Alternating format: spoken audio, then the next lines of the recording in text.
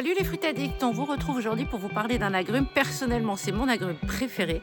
On va vous donner toutes les subtilités de culture, un moment de dégustation et de recettes naturaux. Et on se rejoint tout de suite avec Vincent.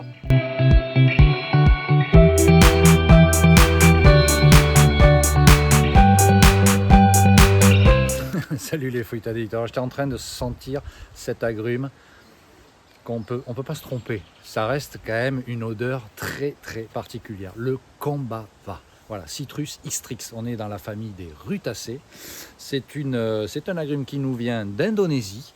L'île de Sumbawa, ça a été découvert, je sais pas, mais il y a un bout de temps quand même. Ensuite, ça a été répandu, introduit un peu partout, île Maurice, la Réunion, l'océan Indien, et voilà. Et pour nous arriver jusqu'ici en Nouvelle-Calédonie, où on cultive cet agrume. Depuis longtemps, on le cultive en Calédonie? Alors, ça a été introduit dans les années 90 par l'IAC. Donc nous ici, alors il n'y a pas eu beaucoup de sélection de fêtes. De manière générale, d'une manière générale, on se retrouve plus ou moins avec deux variétés. Donc ça, c'est la variété principale. Elle est utilisée principalement par rapport à son zeste. Cette variété a un zeste assez épais. Alors on les cueille comme ça vert. On évite d'attendre qu'ils deviennent jaunes. Oui.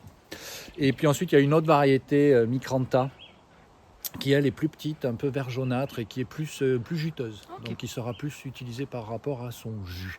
On oublie aussi de dire souvent que le Combava, cette culture-là, elle est aussi par rapport aux feuilles. Tiens, on va les montrer, elles sont particulières. Ouais, on a un feuillage, donc comme je disais... Attends, je suis à contre-jour, là, on va regarder ici. Voilà. Donc l'odeur est très reconnaissable, mais le feuillage aussi. On s'aperçoit qu'on a un pétiole là assez développé, très ailé. On ne peut pas se tromper en voyant cet agrume. Qu'est-ce que ça sent bon là, rien que de toucher les feuilles, ça sent super bon. Ouais, c'est très très très reconnaissable. Alors, qu'est-ce que tu peux nous dire sur sa culture? Alors sa culture, c'est une rutacée, donc ça on l'a déjà vu dans de nombreuses vidéos ici sur cette chaîne, pour ceux qui nous suivent et celles. Il y a trois choses qu'il faut quand même toujours avoir en tête avec la culture des agrumes, et le Combava n'y déroge pas à cette règle, c'est-à-dire il faut des sols riches, il faut surtout des sols drainants, et là ici en l'occurrence donc un environnement ensoleillé, à savoir que le Combava peut aussi s'accommoder de la mi-ombre, mais surtout il y a une chose qui est quand même assez importante avec le Combava, c'est qu'il ne faut pas de sol calcaire. Voilà, ça va détester des sols trop basiques. Donc voilà les trois choses qu'il faut avoir en tête si on veut cultiver cet agrume sans trop de soucis. On va voir que par rapport, si on fait un petit point par rapport aux maladies parasites, c'est une espèce qui n'est pas très très sensible.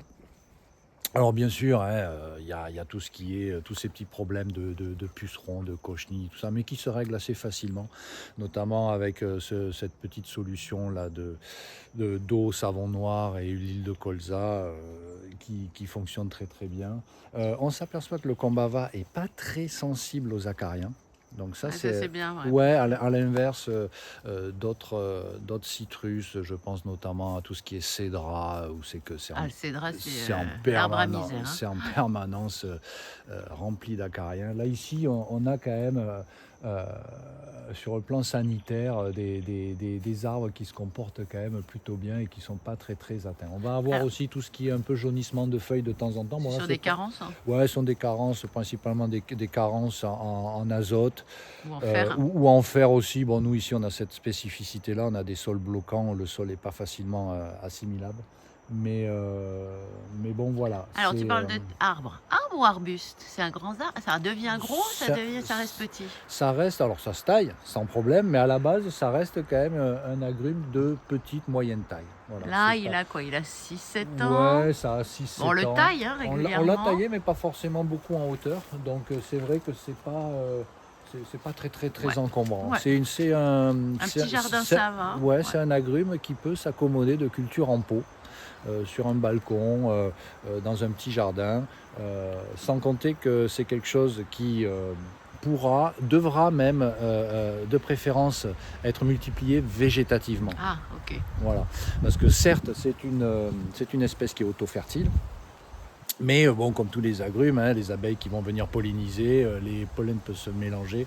Et donc la multiplication par semis sera pas, bien sûr pas fidèle à 100%. T'imagines un mélange entre une mandarine et un kombava? Ouais. Wow, ça existe d'ailleurs les hybridations Alors moi kombava? j'en ai pas vu beaucoup, j'en connais pas beaucoup. C'est vrai que le kombava n'a pas été trop hybridé comparé aux oranges, aux mandarines, aux kumquats qui ont été croisés, recroisés. Là c'est pas tellement le cas avec le kombava. Encore une fois c'est un agrume un peu à part. Mais je dis pas que ça n'existe pas, c'est juste que moi j'en ai pas vu. Ici en Nouvelle-Calédonie, encore une fois, cette espèce elle n'est pas forcément très cultivée parce qu'encore une fois C'est pas trop, c'est pas dans la culture culinaire non, locale. c'est pas dans la culture culinaire ici en Nouvelle-Calédonie, donc voilà, il n'y a pas vraiment de production commerciale du kombava. Donc je disais quoi? Est-ce que c'est cultivé à grande échelle? Alors, c'est cultivé alors bien sûr, en Indonésie, dans certains pays, c'est cultivé à grande échelle. Il y a des milliers d'hectares de ça. Pourquoi? Parce qu'il y a un vrai commerce, à la fois, surtout des feuilles, principalement des feuilles. Oui. On a tendance toujours à parler des fruits, mais en fait, ce sont les feuilles qui sont commercialisées. Et donc, il y a bien sûr des cultures commerciales de kombava. Dans pas mal de pays, notamment tout ce qui est Asie, Inde, Indonésie.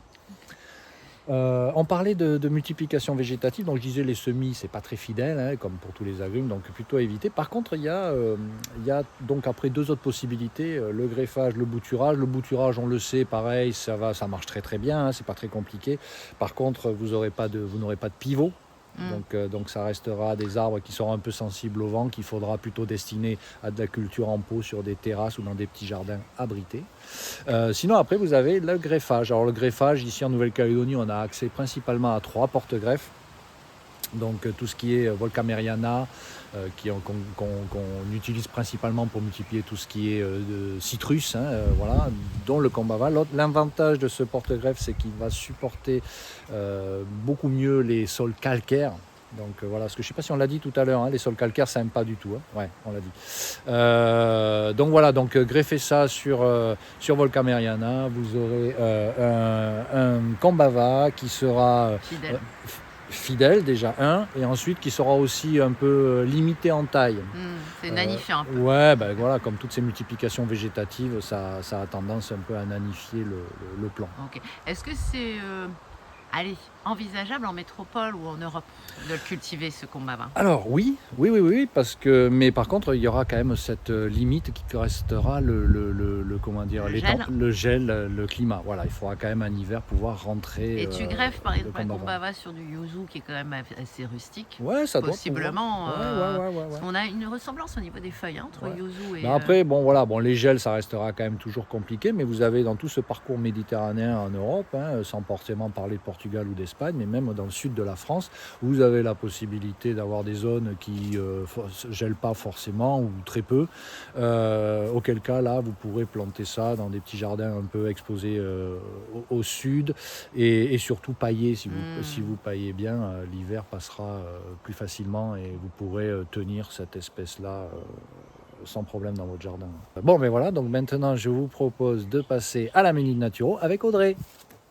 Alors, le kombava. Alors, je vais faire une minute nature, une minute cuisine, parce que moi, comme je vous disais en intro, c'est mon agrume préféré. J'ai vécu à La Réunion et là-bas, je ne sais pas s'il y a beaucoup de plats où il n'y a pas de kombava. Des copines malgaches, des copines réunionnaises qui me faisaient des plats systématiquement avec le kombava. Je suis tombée amoureuse de cette odeur, je suis tombée amoureuse de cet agrume. On l'utilise beaucoup en naturopathie au niveau de l'essence de kombava. C'est anti-rhumatismal, antiviral, c'est immunostimulant. Vous allez avoir beaucoup de propriétés digestives, c'est stomachique, c'est-à-dire que ça va aider à une meilleure digestion. C'est cholagogue et cholérétique, ça aide à la sécrétion de bile, donc à améliorer, à augmenter la bile, donc à avoir une meilleure digestion des corps gras. C'est plutôt intéressant. Alors, petit instant cuisine. J'ai 2 petites recettes qui sont bien kiffées à la maison. C'est mon poulet coco kombava et mes crevettes coco kombava. Je mets toujours un peu de curry dedans, ça c'est le côté métissage culinaire. Donc ça se marie hyper bien avec tout ce qui est coco. Lait de coco, eau de coco, etc. Vous estez uniquement un petit peu dedans, c'est trop bon. Dans un sauté de viande, essayez avec du poulet, c'est délicieux, vous estez un peu, même sur des pâtes toutes simples que vous faites réchauffer le lendemain qui sont un peu flat et tout ça, vous estez un petit peu de combava tout de suite. Ça va sentir un petit peu les tropiques. Donc voilà, c'est super bon, j'adore ce fruit. Il a en plus plein de vertus. Il est très calmant. Tous les agrumes, vous vous souvenez, on en avait déjà parlé sur tous les autres agrumes. C'est très relaxant, très apaisant. Donc voilà, pour le combava, on va passer à la dégustation tout de suite. Alors, minute dégustation du combava. Donc, c'est petit, mais c'est gros. C'est-à-dire qu'en cuisine, on utilise, c'est petit mais costaud. On en met un tout petit peu. C'est très, très puissant au niveau de l'arôme. On ne s'amuse pas à râper tout un combava sur un plat pour 4-5 personnes. On met un tout petit peu. L'avantage, c'est qu'on le congèle. Et ça dure plusieurs mois. Oui, ça se conserve très bien. Donc vous le ressortez à chaque fois que vous avez besoin, vous le gardez congelé, tac, tac, tac, vous estez un petit peu, vous remettez dans vos plats et vous pouvez le réutiliser. Alors tout à l'heure, j'ai appuyé sur le combava, il y a un zeste qui est, pas un zeste, mais un œil. De l'essence de combava qui est tombé dans l'œil de Vincent. Oh pardon. Donc, alors bon, c'est très nettoyant, c'est parfait. Donc, désinfecter le œil. Là, il faut juste gratter. Je me méfie. Non, mais je gratte. Mais non, mais il va pas le croquer sans le. C'est difficile de le manger comme ça. Non. Rien que l'odeur a exactement le même goût. Voilà, dans le combava. Alors c'est citronné avec une pointe de verre. Comment tu décrirais toi? Une odeur de citronnelle. Non, du citronnelle plutôt. Oui, il y a une odeur de citronnelle là-dedans, là, bien sûr. Oh pardon, j'ai failli. Donc je vous montre en frottant, c'est plein. Je ne sais pas si vous voyez, plein de jus, regardez. Voilà, c'est ça qui est utilisé en huile essentielle. C'est vrai que cette variété-là qu'on a ici en Nouvelle-Calédonie, elle est quand même avec cette peau épaisse, on a quand même pas mal de zeste. Il y a pas mal on peut l'utiliser pas mal. Moi, je sais pas, en général, je congèle par 2 combava. Ça me fait au moins 4-5 mois. Donc c'est vrai qu'une fois que si vous en trouvez dans un supermarché en Europe ou quoi que ce soit, vous en congelez, vous avez de quoi cuisiner pour un petit moment. Donc voilà, pour le combava, difficile de décrire ce goût. Il y a presque une odeur de réglisse. C'est très spécifique comme goût. Je sens presque une odeur de réglisse. Comme dans beaucoup de... citron, citronnelle, un peu quelque chose de très vert, un peu de la réglisse. Et ça se marie très bien avec la douceur du coco, comme je vous disais tout à l'heure. C'est un super agrume. Moi, carrément. Moi, je sais que voilà. T'as plus le choix.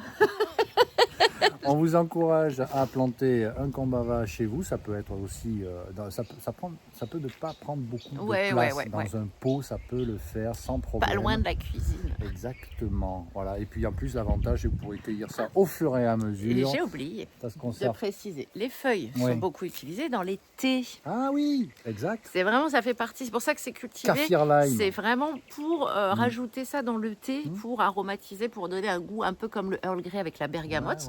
Là, on va donner cette aromatique très citronnée, très citronnelle dans les thés.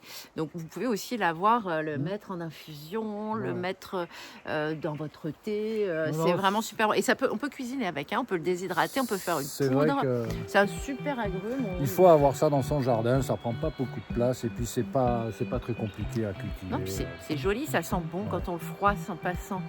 C'est vrai. Il y a cette odeur qui sort, c'est hyper exotique, je trouve. Exactement. C'était le combava. Nous, on vous dit à la semaine prochaine. Salut les fruits addicts. À bientôt. Ciao.